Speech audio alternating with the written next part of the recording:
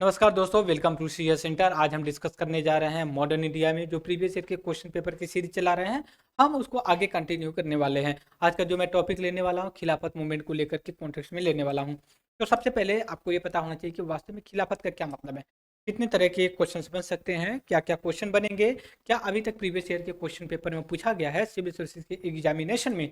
हम उन सभी को कवर अप करते हुए आपके साथ अपनी इन्फॉर्मेशन को शेयर करेंगे। सबसे पहले मैं आपसे एक रिक्वेस्ट करूंगा कि जो भी इन्फॉर्मेशन है उसको पहले ध्यान से पढ़ें या फिर कमेंट करें, क्योंकि बहुत से ऐसे लोग कमेंट कर देते हैं कि जो वास्तव में चीज़ों को एनालिसिस नहीं करते कि मैं बताना क्या चाह रहा हूँ। वो कुछ कुछ चीज़ें होती हैं सिंपल, जब आप ओवर थिंकिंग करते हैं तो चीज़ें आपके अनुसार एक अलग वे में चली जाती हैं। तो ओवर थिंकिंग या फिर ज़्यादा उसको एनालिसिस करने से पहले आप अपने एकदम ठंडे दिमाग से सोचिए कि मैं वास्तव में कहना क्या चाह रहा हूँ। ठीक है, तो सबसे पहले अब यहाँ पे हम आएंगे खलीफा जो मूवमेंट को लेकर के हम बात करने वाले हैं उसके बारे में हम बात करेंगे। सबसे पहले मैं बैकग्राउंड बताऊंगा आप लोगों को मॉडर्न इंडिया का। इन इंडियन नेशनल मूवमेंट को कॉन्टेक्स्ट में थोड़ा बफरिंग कर रहा, अभी सही हो जाएगा। इंडियन नेशनल मूवमेंट आपका 1857 से शुरू होता है। और एक चीज़ मैं ये भी बता दूं कि अभी हाल ही में इंडियन जियो साइंटिस्ट का कंबाइंड जियो साइंटिस्ट का एग्जाम हुआ है। और उसमें मॉडर्न इंडिया से लेके बड़े क्वेश्चंस पूछे गए हैं। और क्वेश्चंस अगर आप कॉन्सेप्चुअली तरीके से पढ़े हैं तो बहुत आसान होगा। अगर कॉन्सेप्ट को छोड़ करके आपने फैक्ट्स के पीछे भागा था तो आप जियो जो कंबाइंड जियो साइंटिस्ट का एग्जाम हुआ उसको क्लियर कर पाना बहुत ही डिफिकल्ट होगा।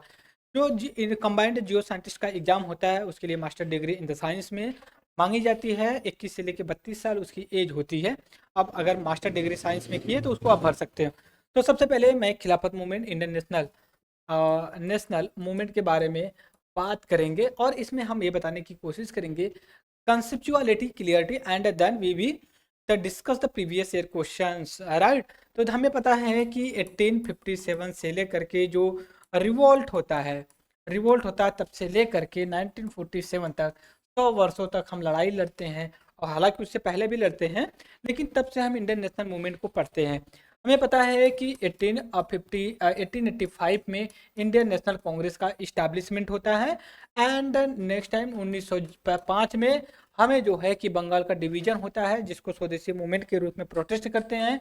फिर उसके बाद आता है आपका 20 आता है जिसको हम CDM सॉरी NCM के नाम से जानते हैं, नेशनल नॉन कॉपरेशन मूवमेंट के नाम से जानते हैं। इसी के दरमियान हमें एक चीज़ मिलती है जिसमें रॉलेट एक्ट पढ़ते हैं, फिर उसके बाद जलियांवाला बाग मैसेकर भी पढ़ते हैं।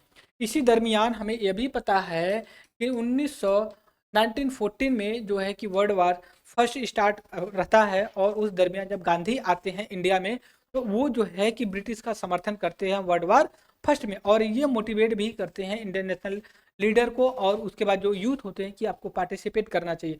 तो क्या गांधी वास्तव में सच्चाई नहीं समझ रहे थे या फिर ब्रिटिश के कहने पे या फिर ब्रिटिश के समर्थक थे? उनका मानना था कि हम अगर समर्थन करते हैं ब्रिटिश को इस वर्ल्ड वार में जीतता है तो हमें जो है कि रिवार्ड करेगा और हमें जो कि सहयोग करेगा इंडिपेंडेंस के लिए, जो हमारी मांगे हैं उसको पूरी करेगा। बट इसके उलट हुआ, जब वर्ल्ड वार फर्स्ट जब खत्म होता है तो इसके इतर हो जाता है। जिस तरह से गांधी सपोर्ट करते हैं उसी तरह से मुस्लिम लीग भी जो है कि ब्रिटिश का समर्थन करती है। ब्रिटिश का समर्थन क्यों करती है? वो चाहती है कि जो गल्फ कंट्री में खलीफा लोग हुआ करते थे। खलीफा का मतलब ये हो गया जो जो मुस्लिम इस्लामिक लोग थे उनका जो कि बादशाह जो हुआ करता था खलीफा, उसकी पोस्ट को जो है कि बरकरार रखेंगे। लेकिन जब वर्ल्ड वार फर्स्ट खत्म होता है तो ब्रिटिश सरकार इस चीज को खारिज कर देती है। हालांकि युद्ध के दरमियान जो कि उसने प्रॉमिस किया था कि नहीं, हम आपको खलीफा की जो कि पोस्ट को वापस देंगे और उसका जो कि इज्जत करेंगे। बट जब वार खत्म होता है तो इस चीज को उलट देते। इसी दरमियान मुस्लिम लीग के लीडर और मुस्लिम ब्रिटिश से नाखुश होते हैं और ब्रिटिश के अगेंस्ट में होते हैं। और वो जो है कि एक प्रोटेस्ट आंदोलन इंडिया में शुरू करना चाहते हैं या करते हैं जिसको कहा जाता है खिलाफत मूवमेंट।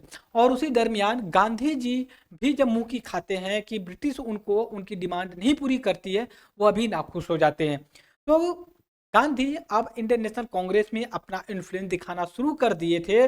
और इंडियन नेशनल कांग्रेस की तरफ से जो है कि गांधी और दूसरी तरफ जो है कि अली बंधु जो लोग थे, ये लोग जो कि मुस्लिम लीग के, दोनों लोग ब्रिटिश से मुंह की खाए थे। अब इनको यही एक रास्ता था कि दोनों एक प्लेटफॉर्म पे आ जाए। 1916 में जब आपका लखनऊ सेशन हुआ था, उसमें मुस्लिम लीग और इंडियन नेशनल कांग्रेस एक प्लेटफॉर्म पे आकर के अपना समझौता किया था, वह भी एक बेस बनी थी। हालांकि जब मुस्लिम लीग और इंडियन नेशनल कांग्रेस एक साथ आ रही थी प्रोटेस्ट करने के लिए, जो खिलाफत मूवमेंट, मुस्लिमों का non cooperation movement, Indian national Congress का एक साथ बन करके जो कि निकला, क्या बोलते हैं उसको, खिलाफत नॉन कोऑपरेशन मूवमेंट, खिलाफत असहयोग आंदोलन के रूप में उभर कर क्या। लेकिन यहाँ यह भी बड़ा सोचने की बात है, जो टू नेशन थ्योरी को प्रमोट करके भारत को दो खंडों में बांटता है मोहम्मद अली जिन्ना, वो जो है कि इस बात से उस समय गांधी जी से नाखुश हुए। उन्होंने कहा कि मुस्लिम लीग की जो डिमांड है खिलाफत, इसको जो है कि इंडियन नेशनल कांग्रेस के साथ इन्वॉल्व ना करिए। लेकिन गांधी जी नहीं मानते हैं और ये जो है कि नाखुश हो जाते हैं। बहुत से ऐसे जैसे हिंदू लीडर मदन मोहन मालवीय भी नाखुश हो जाते हैं इस कॉन्टेक्स्ट को लेकर के। तो हमें ये पता हो गया कि खिलाफत मूवमेंट का ओरिजिन क्या था। अब हम यहाँ पे अब बात करेंगे दोस्तों कुछ छोटे छोटे सवालों को लेकर के खिलाफत मूवमेंट को कॉन्टेक्स्ट में। ठीक है, अब यहाँ पे देखते हैं, सबसे पहले हम यहाँ पे पहला सवाल देखेंगे कि who of following had started the Khilafat movement, choose the answer from the code given below. अब देखिए ये कह रहे हैं इनमें से कौन से हैं जो लोग खिलाफत मूवमेंट को प्रमोट करते हैं। अब देखिए हमने कहा था अली बंधु के नाम से जाना जाता है। हम आप ऑप्शन देखेंगे ए और दो कहीं दिया है या नहीं दिया है, तो उस आधार पे हम आगे चलेंगे। तो हमने कहा अली बंधु ने किया था, mainly started by the Maulana Mohammad Ali and Shaukat Ali. दोनों लोग भाई होते हैं जिनको कहा जाता है अली ब्रदर। अली ब्रदर किस कॉन्टेक्स्ट में ये लोग प्रोटेस्ट करते हैं, इसको हमने पहले भी बता दिया है। और इसके बाद देखिए एक ऑल इंडिया खिलाफत कमेटी लखनऊ में जो कि हुई थी, उसमें किया गया था।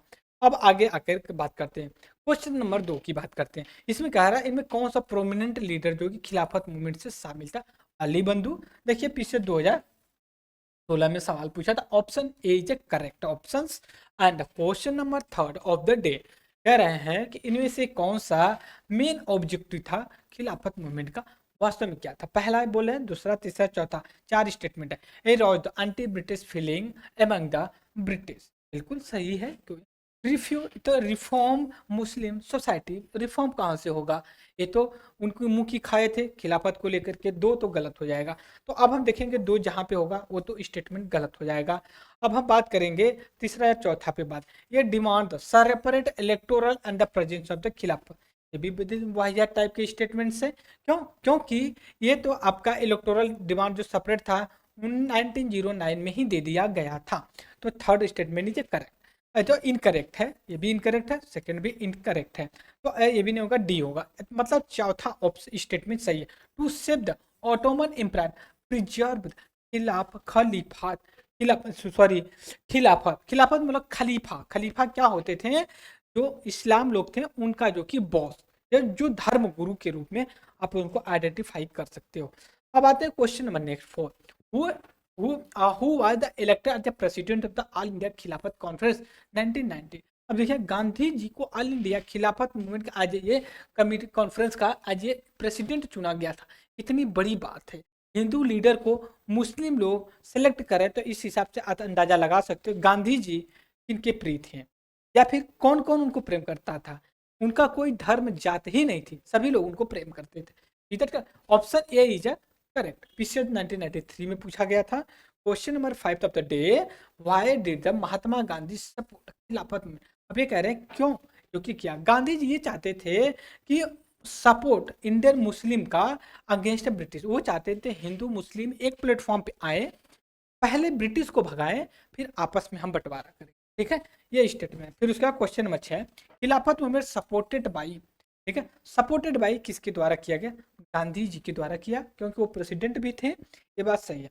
Question number 7 of the day, who the review the Khilafat movement as an opportunity of the integrating Hindu Muslim. अब देख रहे हैं ये कह रहे हैं कि कौन ऐसा था कि जो सर्च किया कि खिलाफत मूवमेंट आज ही एक ऐसा हुक की तरह काम करेगा, हिंदू मुस्लिम एक साथ आएंगे। ये गांधी ही थे। ऐसा विचार केवल गांधी जी को ही आ सकता है। गांधी जी को निगेटिव सेंस में नहीं क्रिटिसाइज करो, पॉजिटिव वे में। Who among the following the had, ठीक है, रीअनाउंस देयर टाइटल, ठीक है, रीअनाउंस देयर टाइटल ऑफ द हकीक उल मुल्क ड्यूरिंग द खिलाफत मूवमेंट। तो ये थे हकीम अजमल खां थे। इन्होंने खिलाफत एजिटेशन के दौरान अपने जो है कि टाइटल, ठीक है, रविंद्र टैगोर जैसे जलियांवाला बाग इंसिडेंट में सर की उपाधि जो कि लौटा दिया था, ठीक, नाइटहुड की, और ऐसे ही जो कि इन्होंने कर दिया। तो 2014 पीसीएस में इसमें पूछा गया था, who warned the Gandhiji not to encourage fanaticism Muslim religion leader and their follower। ये देखिए मोहम्मद अली जिन्ना ने कहा था गांधी जी को, अब फैंटम मत बनिए, ठीक है, उन्होंने कहा फैंटम मत बनिए, हीरो मत बनिए। और ये सही भी हुआ कि जो इनका कहा गया था ये जो है कि खुद ही जो है कि घातक बना। Who among the following had denounced participation Mahatma Gandhi the Khilafat movement? Mohammad Ali Jinnah. फिर उसके बाद सेम क्वेश्चन है, नहीं, who in the following the started result of खिलाफत मूवमेंट? तो हिंदू मुस्लिम डिफरेंसेस वर द नैरो। वे कह रहे हैं खिलाफत जो मूवमेंट चला उसका आउटकम क्या था? डिफरेंसेस जो हिंदू मुस्लिम के बीच में था वो कहीं ना कहीं कम हुआ। कह रहे हैं क्वेश्चन नंबर 12, पर्सन हु 4 अप्रैल 1919 में deliver the speech on the Hindu Muslim unity from the pulpit Jama Masjid in the Delhi, ठीक है, स्वामी श्रद्धानंद। स्वामी श्रद्धानंद एक सेक्युलर टाइप में व्यक्ति थे। क्वेश्चन नंबर 13 कर रहा है, कांग्रेस सपोर्टेड खिलाफत मैनली फॉर द, क्यों किया कांग्रेस ने रीइंस्टेंट क्लाइफेड एंड रिमूव द क्लाइफेड। अब देखिए एक और दो, एक आ रहा री इंसिस्ट और रिम्यू, एक दो तो साथ हो ही नहीं सकते कहीं, हालांकि स्टेटमेंट में भी नहीं। Getting the sympathy of the Muslim marginalisation Jinnah in the Congress, ये तो बिल्कुल ही वाहियात टाइप में स्टेटमेंट है। तो आप 4 को देखिए, यहाँ पे भी, यहाँ पे statement A is correct. That's the point two handle this type of the questions, ठीक है। Which one of the following Indian leader did not support खिलाफत में? कौन सा ऐसा इंडियन लीडर था जो नहीं किया? राइट, मोहम्मद मदन मोहन मालवीय सर थे। इन्होंने इस चीज के अगेंस्ट में थे। मुस्लिम की तरफ से जिन्ना थे और हिंदुओं की तरफ से कौन थे? ये जो है कि सॉरी मुस्लिम कम्युनिटी से जो बिलोंग करते थे मोहम्मद अली जिन्ना खिलाफत के अगेंस्ट थे।